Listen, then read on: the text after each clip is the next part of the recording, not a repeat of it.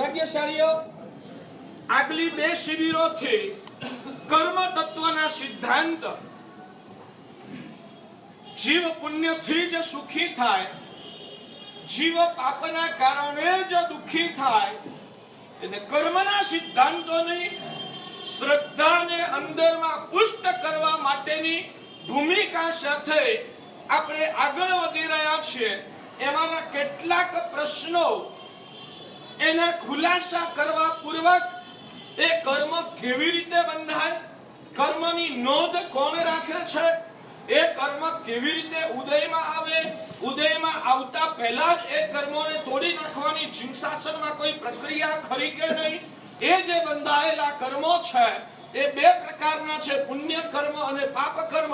તો પાપ કર્મોને તો ખલાસ કરવા જ પડે, પણ પુણ્ય કર્મ વધારવા જેવું છે કે પુણ્ય કર્મને પણ આપણે ખતમ કરવા જેવું છે.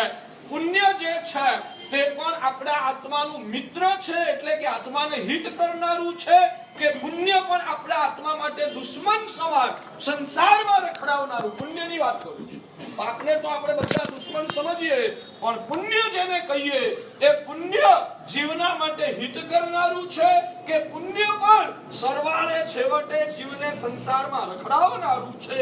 આ બધી જ બાબતોને લોજિક સાથે આપણે સમજવા માટેનો પ્રયત્ન કરશું. હમણાં જે ભૂમિકા રચતા હતા, જે માત્ર આ ભાવનું જુએ તે નાસ્તિક, પૂર્વ જન્મ અને પુનર્જન્મને પણ નજરમાં રાખીને પોતાની જિંદગીનું પ્લાનિંગ બનાવે. ભગવાન કહે છે એ આત્માને આસ્તિક કહેવાય. મોક્ષને નજરમાં રાખીને આત્માના ઓરિજિનલ સ્વરૂપનો અભિલાષ હૈયામાં મજબૂત દ્રઢ બનાવી અને એ જ આત્મ સ્વરૂપની સાધના માટે જે આત્માઓ જિંદગી જીવે તેમને સમ્યક દ્રષ્ટિ કહેવાય. બહુધા અત્યારે આપણે નાસ્તિકતાની દશામાંથી જ્યારે પસાર થઈ રહ્યા છીએ ત્યારે દેવાધિદેવ પરમાત્માનો મળેલો જે ધર્મ, એના પ્રત્યેની અકાટ્ય શ્રદ્ધાને અંદરમાં આત્મસાત કરવા માટે ભગવાનના સ્વરૂપને ઓળખતા પહેલા ધર્મના સ્વરૂપ અને ધર્મનો મહિમા છે એને સમજતા પહેલા સંસારની આ જે વાસ્તવિક વિચિત્રતા છે એને બરાબર હૈયામાં જડબેસલાક મગજમાં બેસાડવી, સમજણની અંદર ક્લિયર કરવી ને એ વધુ આવશ્યક છે. અને માટે જેને જૈન દર્શનની બાળપોથી કહી શકાય, આ સંસાર માત્ર કર્મ નચાવે તેમ ચાલે છે. જીવ છે કઠપૂતળી છે. પેલો કહેવાય ને નાટકીઓ અથવા તો જે મજૂરો આમ કહેવાય ને નાટકના પડદા ઉપર આમ ઢીંગલી ટીંગાળેલી હોય અને પોતે પાછળથી એટલી બધી પતલી દોરી હોય, એ દોરી લઈને પાછળ ઊભો હોય અને આમ જ્યારે કહેવાય ને દોરીને હલાવે એટલે આગળની પૂતળી નાચે. એટલું ઝાંખો પ્રકાશ છે કે દોરી દેખાતી નથી અને પૂતળી કુદાકુદ કર્યા કરે દેખાય છે. આ પૂતળી કુદાકુદ કરે છે શેના આધારે? આ પૂતળી કુદાકુદ કરે છે શેના આધારે? અરે પણ દોરી તો દેખાતી નથી યાર, દોરી તો દેખાતી નથી, તો દોરીથી કુદાકુદ કરે એવું કેવી રીતે માની શકાય? દોરી સંચાર કરનાર છે. દોરી સંચાર, પણ દોરી હોય તો દોરીનો સંચાર, દોરી જ નથી તો દોરીનો સંચારનો પ્રશ્ન જ ક્યાં પેદા થાય? મને તો ક્યાંય દોરી દેખાતી નથી. દોરીથી ડીંગલી નાચે છે કે પોતાની જાતે નાચે છે? પણ મારો સવાલ છે, મને તો દોરી દેખાતી નથી, કેવી રીતે માનું?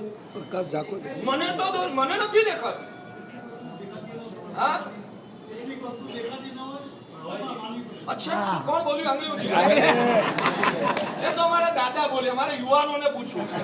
દોરી દેખાતી નથી, માનવી કેવી રીતે ભાગશાળી? મનાય કે નહીં? હા કે ના? દોરી દેખાતી નથી તો મનાય કે ના મનાય? ખખારીને બોલો ને યાર. કેવી રીતે માનવાની?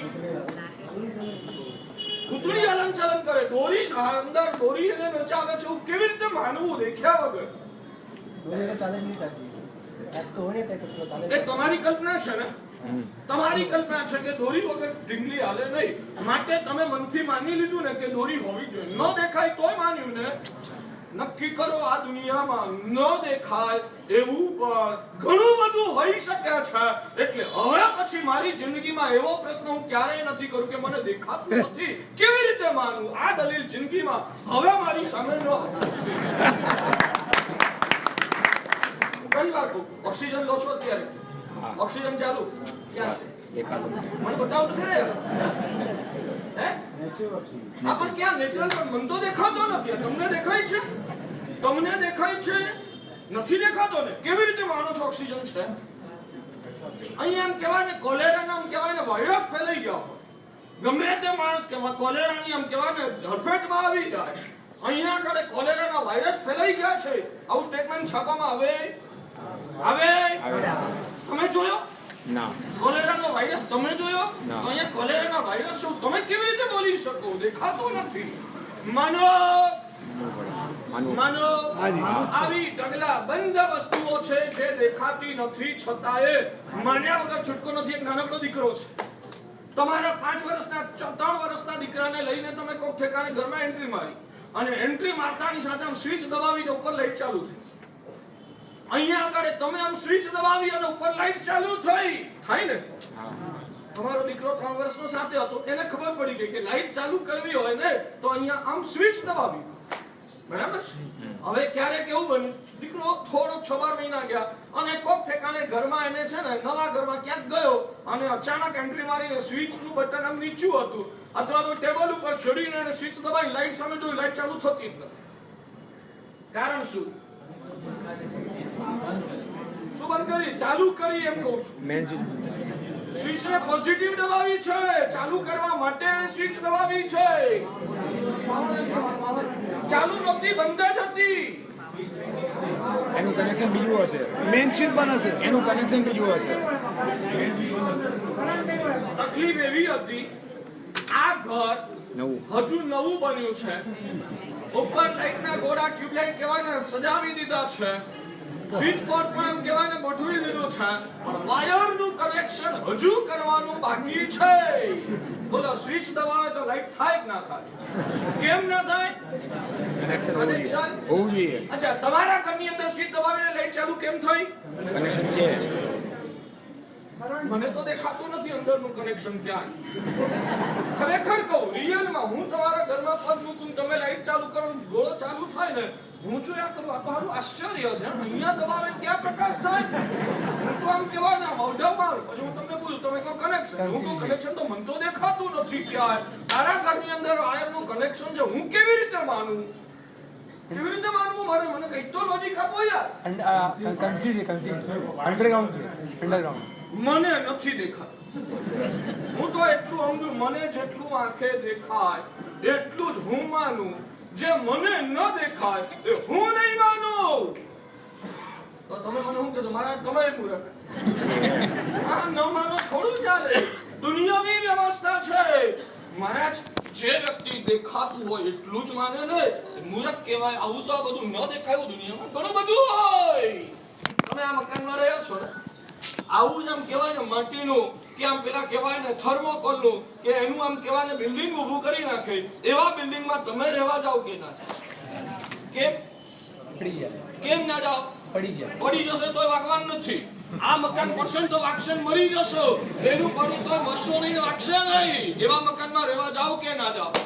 કેમ ના જાઓ? આ મકાનમાં એવી શું વિશેષતા છે કે અહીં રહેવાનું મન કરો છો? મજબૂત છે.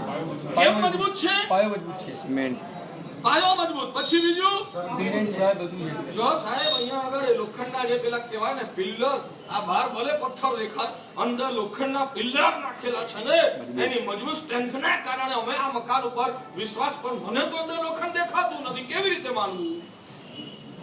મને લોખંડ દેખાતું નથી તો કેવી રીતે માનવું? લોજિક સમજો? હા કોની ઉપર? ભ્રષ્ટાચારીઓ, લોભીઓ, આ બધું બનાવવા વાળા લોભી માલ ઓછો નાખે અને દેખાવ વધારે કરે. ઉપરનું આમ કહેવાય ને તમારું લોકેશન સરસ બનાવે અંદર તો બધું બોધું ને પોચ્યું હોય માત્ર એમાંથી કટકી ખાવા માટે માલ ઓછો નાખીને છેતરપિંડી કરનારા ભ્રષ્ટાચારીઓ એની ઉપર વિશ્વાસ મૂકો. અને જે સર્વજ્ઞ છે નિસ્વાર્થ કરુણાના સાગર છે સર્વજ્ઞ પુરુષ છે એની ઉપર વિશ્વાસ નહીં કરવાનો. આવા લોકોની ઉપર વિશ્વાસ કરવાનો આ તમારું ડાપણ કહેવાય ને? શું કહેવાય? મતલબ અત્યારે એટલું જ કહેવું છે કે ન દેખાય એવું પણ આ દુનિયામાં ઘણું બધું છે. કદાચ એથી આગળ વધીને કહું, વૈજ્ઞાનિકોને પૂછજો, મારું પર તમને કદાચ વિશ્વાસ ન હોય, દેખીતી દુનિયા જેટલી વિશાળ છે ને, દેખાતી દુનિયા જેટલી વિશાળ એના કરતા નહીં દેખાતી દુનિયા છે ને ઘણી વિશાળ છે. એટલે ન દેખાય એ હું ન માનું. આ દલીલના તો પહેલા છે ને આ તબક્કે તમે ભાંગીને ભૂક્કો કરી નાખો. એ દલીલ હવે સમજદાર ન દેખાય એ ન માનું, આવી દલીલ હંમેશા મૂર્ખાઓની જ હોય. ડાયો માણસ ન દેખાય ન માનું એવું ક્યારે બોલે જ નહીં, જો એનામાં ડાપણ હોય તો. બરાબર છે? એટલે કર્મ. અને બીજી એક વાત કહું તમને, અહીંયા આગળ આ ભાઈ પેલા બેઠા છે ને, ત્યાં એક માથાનો વાળ પડ્યો છે.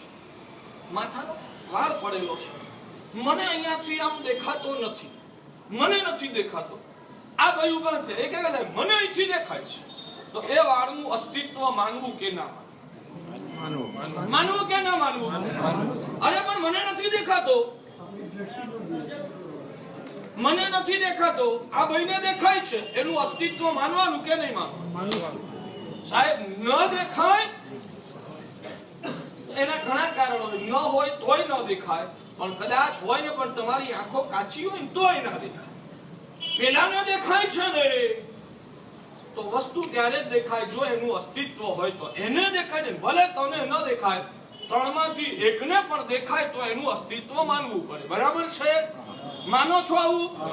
તો આ કર્મ નામની ચીજ મને નથી દેખાતી, મને ખરેખર નથી દેખાતી, પણ સર્વજ્ઞ ભગવાનને દેખાય છે. મને ન દેખાય પણ મારા ભગવાનને દેખાતું હોય તો માનવું કે ન માનવું? વચ્ચે પેલી વાત કરી હતી, બ્લડ ટેસ્ટ કરે ને, આમ બ્લડ ક્યાંથી લીધું છે? તમારા શરીરમાંથી. તમારી સામે પેલો આમ કરે અને પછી તમે એમ કહેવાય ને, પૂછો કે આમાં મેલેરિયાના જમ્સ દેખાય છે? તો તમને દેખાય કે ના દેખાય?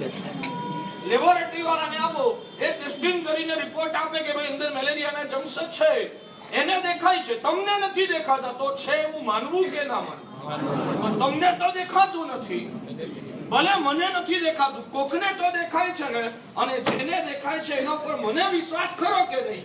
આ લેબોરેટરી વાળા ઉપર તમને વિશ્વાસ ખરો કે નહીં?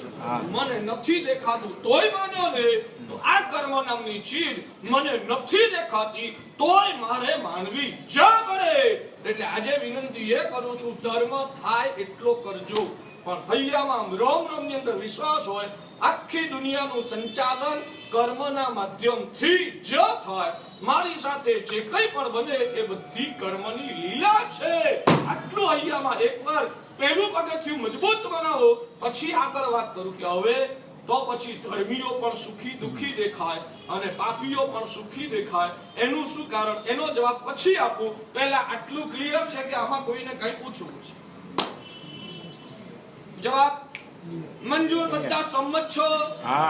હું તો કહું, નવકાર મંત્ર કરતા પણ પહેલી આ વસ્તુની આવશ્યકતા, એક અપેક્ષા બેસે છે. મંજૂર?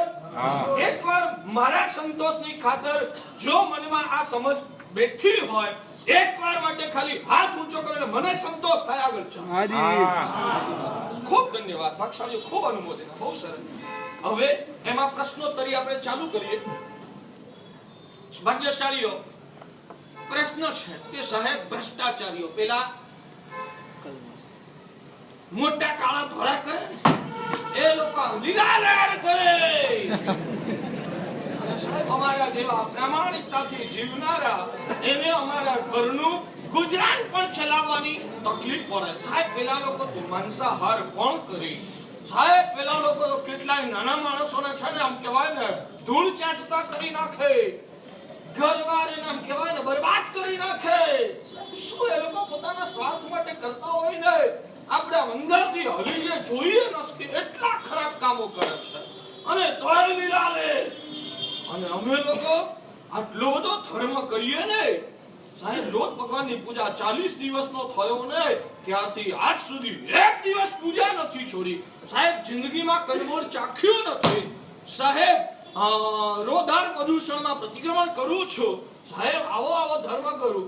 દર વર્ષે 25,000 50,000 લાખ રૂપિયા ગરીબોની સેવાની અંદરમાં વાપરું.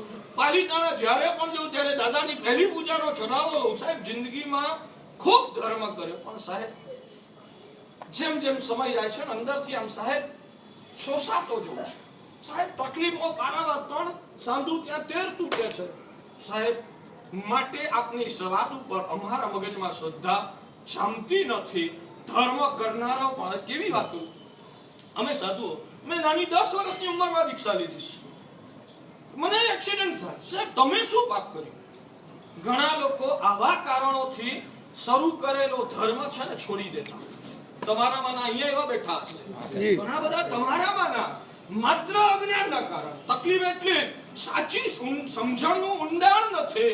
એટલે મનમાં આવ્યું કે બસ મારી શ્રદ્ધા ડગી ગઈ એટલે પૂરું થઈ ગયું. હું ધર્મ નહોતો કરતો ત્યાં સુધી કોઈ તકલીફ નથી. સાહેબ ધર્મ શરૂ કર્યો, 6 મહિના 12 મહિના ધર્મ કર્યો ને એક પછી એક મારા ઉપર આમ કહેવાય ને આફતો આમ મારી ઉપર અટકવા માંડી. ધર્મ શરૂ કર્યા પછી આ તકલીફો શરૂ થઈ એટલે મારી ધર્મ ઉપરની શ્રદ્ધા સાહેબ કકડભૂસ થઈ ગઈ. હવે મેં દેરાસરે જવાનું બંધ કર્યું છે. આવા હોય છે મારો એટલે બધું જ કર્મ કરાવવાના હોય તોય મને વાંધો નથી. મગજમાં જળવે સલાક બેસાડી દો બધું જ કર્મથી થાય તો તમારે ઓફિસે જવાની જરૂર નહીં. તો તમારે બેડરૂમમાંથી રસોડામાં જવાની જરૂર નહીં. તો તમારે કોઈના સમાજના વ્યવહારો આચરવા માટે ઘરની બહાર પગ મૂકવાની જરૂર નહીં. ત્યાં કેમ વિચાર નથી આવતો આ કર્મ જ કરાવતું હશે એવો વિચાર ત્યાં કેમ નથી આવતો? જવાની ઈચ્છા કરાવે છે કર્મ જ કરાવે. હા બસ એ બધું કર્મ જ કરાવે, તમારે કશું નહીં.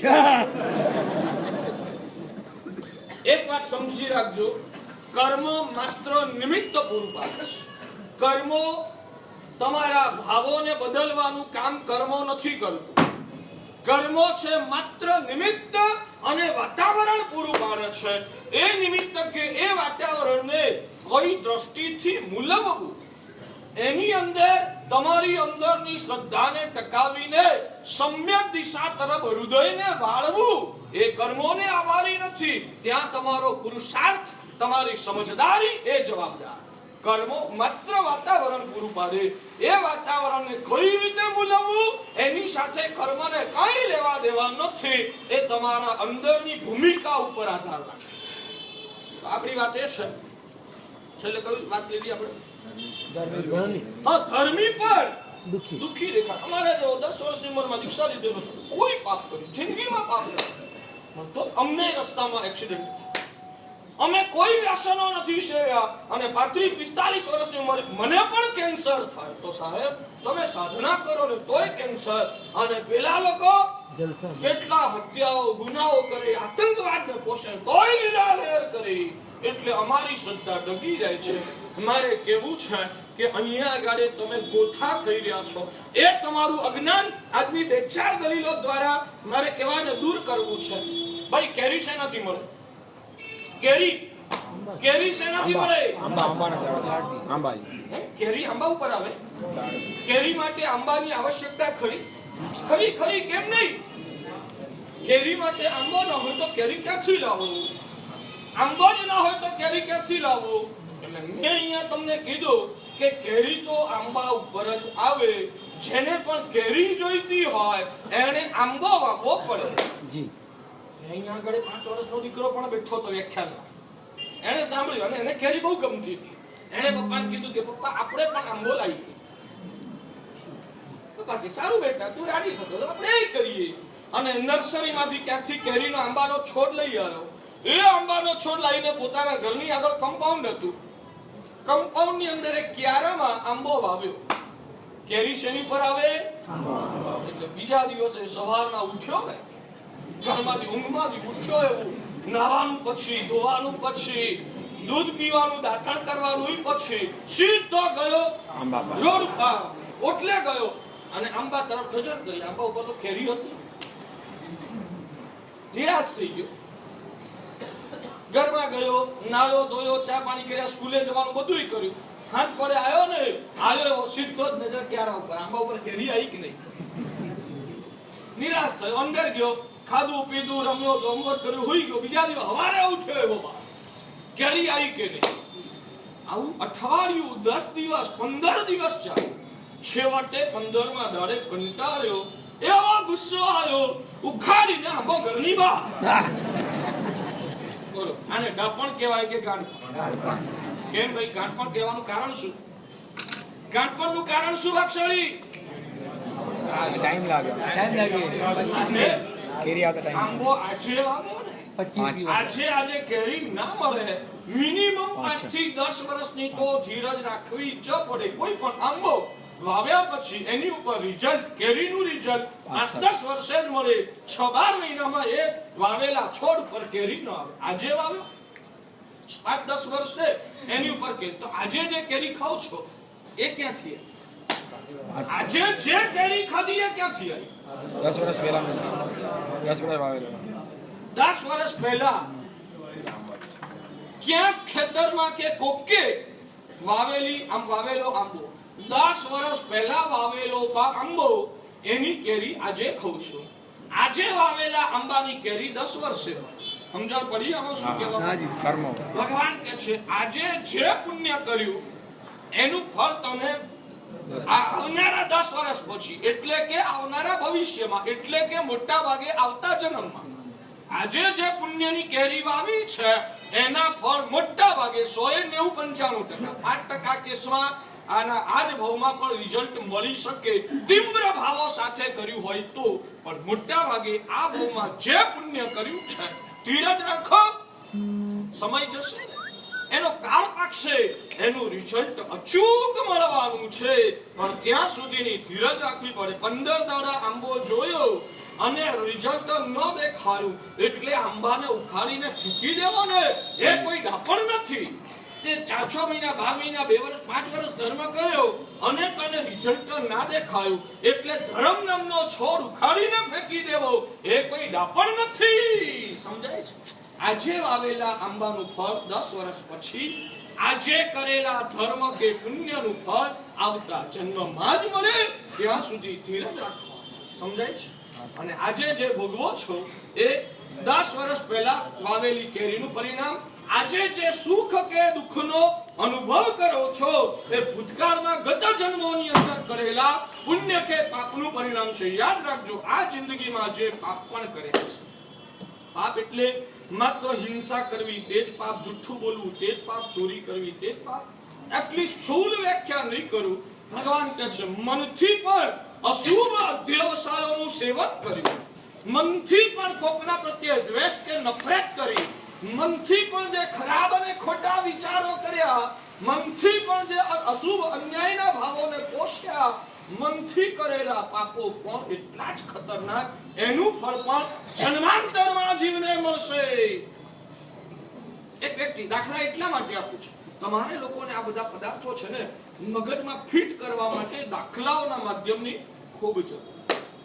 એક વ્યક્તિ આજે સવારથી કશું જ ખાધું, કશું જ નથી ખાધું, મજા નથી પેટમાં, અને સવારથી સાંજ સુધીમાં 40 વખત સંડાસ જઈ, હવારથી કઈ ખાધું નથી તો આ બધું નીકળે છે ક્યાંથી? હવારથી કઈ ખાધું નથી, આ બધું નીકળે છે ક્યાંથી? ગઈકાલે વધારે થઈ ગયું. ગઈકાલે વધારે થઈ ગયું.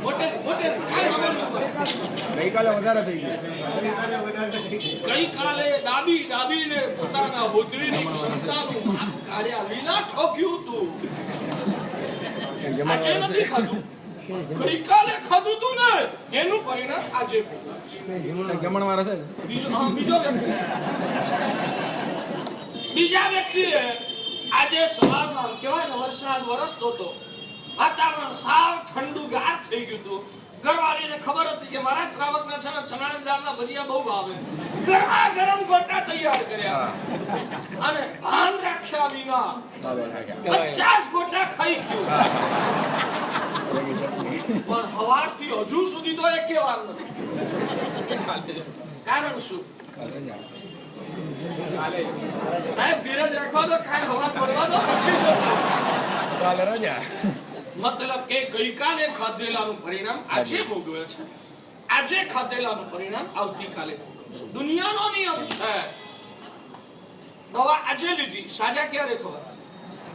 દવા આજે લીધી, સાજા ક્યારે થવા? 2-3 દિવસ લાગે છે. ડોક્ટર સાહેબે તાવની દવા આપી. સાહેબ મને બહુ તાવ, 4 ડિગ્રી તાવ છે. ડોક્ટરે માપ્યો. ડોક્ટર કે ઇન્જેક્શન લેવું. આ ઇન્જેક્શન થી તાવ ઉતરી